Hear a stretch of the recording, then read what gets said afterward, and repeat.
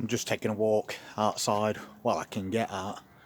It's been an absolutely miserable night. It's done nothing but rain all night and it's been very cold. And I did make a bit of a mistake last night. Through daytime we put as peppers in this propagator so they can get some natural sunlight. That'll stop them getting leggy. Unfortunately, last night I forgot to bring them back in and it was very cold. But as you can see, they've not suffered too much. And we have got double germination in some of those cells, so maybe I can separate a few. You can see that garlic's still on its way. I did get a couple of primulas as well, so we're starting to get a little bit of colour. Still very early in season, but I'll show you a plant just right outside at Van that's already on its way. And that's as rhubarb. Last time I showed you that, we're only about a week ago, and there was just that little centre bit.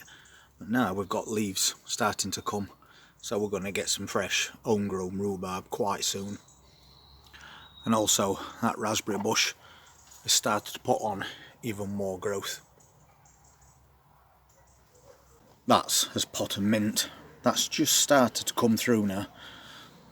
We've not had any germination as yet, but as I said, it has been really cold. But I'm sure we've got lettuce and spinach on its way. I have got something new to use this year, which I think is going to be really useful too. And that's this, a water butt. Collect some natural rainwater, really good for your plants. So we're going to put that aside at Van and get that process going. And that was donated by someone who left site at some point last year. So thank you very much for that, Alex. And this is where I'm going to be putting it, at end of Van where there's a bit of guttering. So I'll basically get a pipe connected, run it down into this water butt, and we're on his way. I might even get a second one because we get a lot of water that runs off this end as well.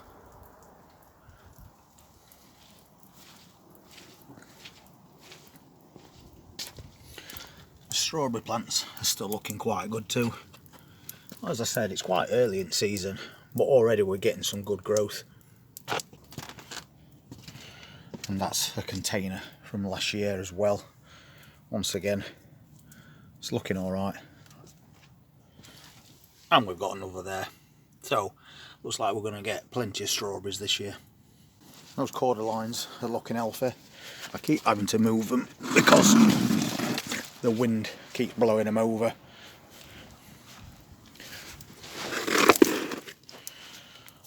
But they were quite small plants when we bought them last year, and they've come on really well. A quick look at those spring cabbages. You can see they've also put quite a bit of size on.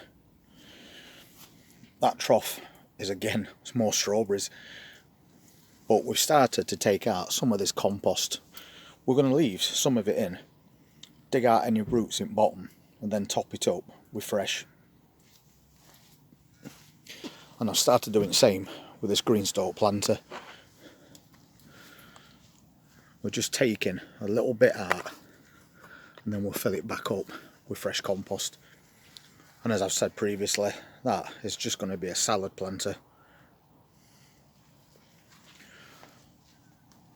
There's plenty of pockets. I think there's 42 separate pockets in there, so that'll sort of salad out for the entire season.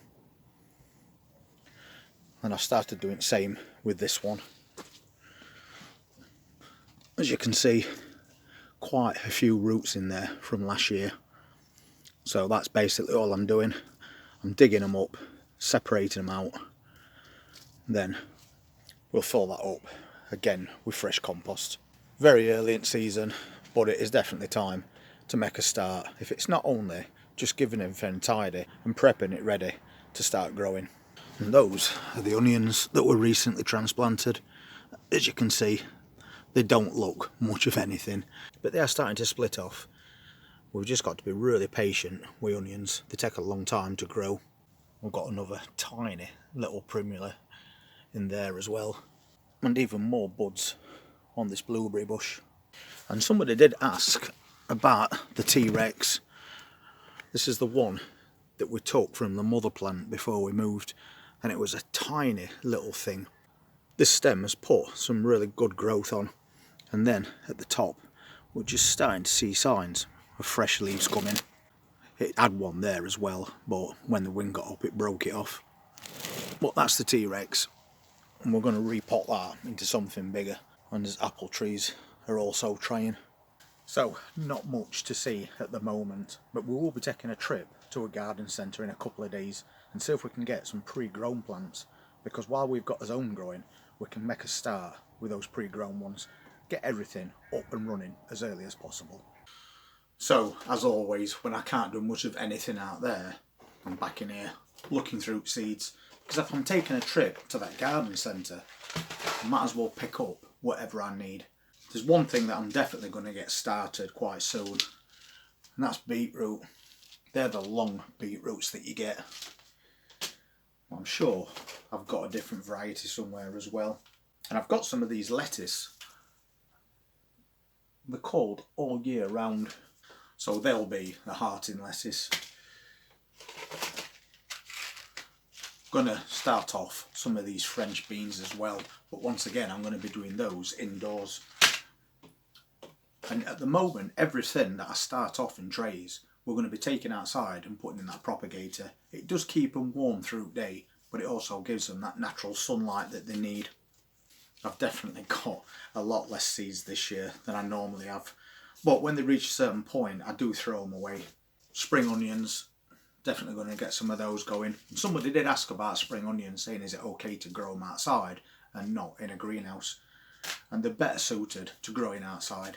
But for now, I would start them off indoors and then transplant them outside at a later date. Make sure you've passed your last frost date. That's really important. Basil, always my nemesis, that one. We've got those flowers. I don't think I'm going to be able to grow any of these. Don't know why I kept these seeds. That's Sugar Baby, watermelon. I don't think we are to greenhouse that I'm going to be able to do anything with those. Definitely trying some Swede though. I think that's the one that I usually grow every year as well. I like a bit of Swede with mashed potatoes. I am considering looking into getting a lean-to greenhouse for back at the van, but I just need to check first to make sure that's going to be alright.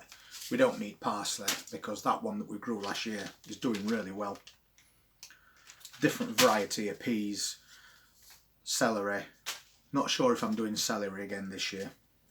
But as far as seeds go, we haven't got much of anything. And I've just found those red Brunswick onion seeds.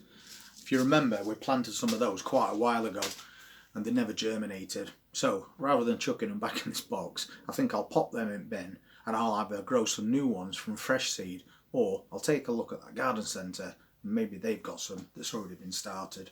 And I've also got a lot of these as well. They're coming quite handy. They're sticks from ice lollies. We just save all those because we can stick them in, write names of plants on, and then we don't have to buy any. That's not me being cheap, by the way. I know they're not expensive to buy, but if you can utilise something for nothing, you might as well do that. So quite a lot of seeds. I've lost them red onion seeds once again, but next time I see them I'll definitely chuck them away.